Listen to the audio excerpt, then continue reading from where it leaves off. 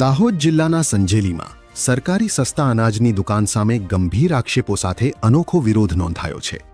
વિધવા લક્ષ્મીબેન રમણભાઈ અને તેમના પુત્ર અનાજનું પોટલું માથે મૂકી મામલતદાર કચેરીએ પહોંચ્યા અને લેખિત રજૂઆત કરી હતી. અરજીમાં આક્ષેપ કરવામાં આવ્યો છે કે 20 કિલો ચોખાની પાવતી સામે માત્ર 18 કિલો અને 15 કિલો ઘઉંની પાવતી સામે માત્ર 13 કિલો ઘઉં આપવામાં આવે છે. આ મુદ્દે અનેક વખત રજૂઆત છતાં કોઈ ઉકેલ આવ્યો નથી. જો કે આ તમામ આક્ષેપો અરજદાર દ્વારા કરવામાં આવ્યા છે અને તેની સત્તાવાર પુષ્ટિ થઈ નથી. અરજદારે સમગ્ર મામલે નિષ્પક્ષ તપાસ કરીને જવાબદારો સામે કડક કાર્યવાહી કરવાની માંગ કરી છે. Bureau chief Sanjay Jaiswal, Mahisagar.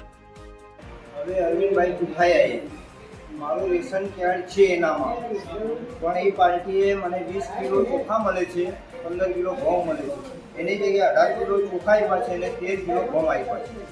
મેં મામલતદાર સાહેબને રજૂઆત કરી અને ફોન દ્વારા બી મામલતદાર સાહેબને મેં રજૂઆત કરી છે, પણ મામલતદાર સાહેબ ફિલ્ડમાં ગયેલા છે, એની એક્શન લેવાની કે અમે અરજી આપી છે. પણ હવે મામલતદાર સાહેબને એટલી રજૂઆત છે કે એ પાર્ટીને બોલાવીને એવું કહે છે કે અમે મામલતદારને આપતા આવીએ છીએ, એટલે 2 કિલો અમે ઓછું આપીએ છીએ. અરવિંદભાઈ કુઠાયા એમ કહેવા માંગે છે. બરાબર, તો હવે મામલતદાર સાહેબને મેં ફોન કરીને કીધું કે અમે હરોભરું એને બોલાવું છું, પૂરો મેં સોશિયલ મીડિયાવાળાને તો બધાને બોલો, હું જવાબ આપું છું એમ કે છે મામલતદાર સાહેબ. રિપોર્ટર દિલીપભાઈ સંજય.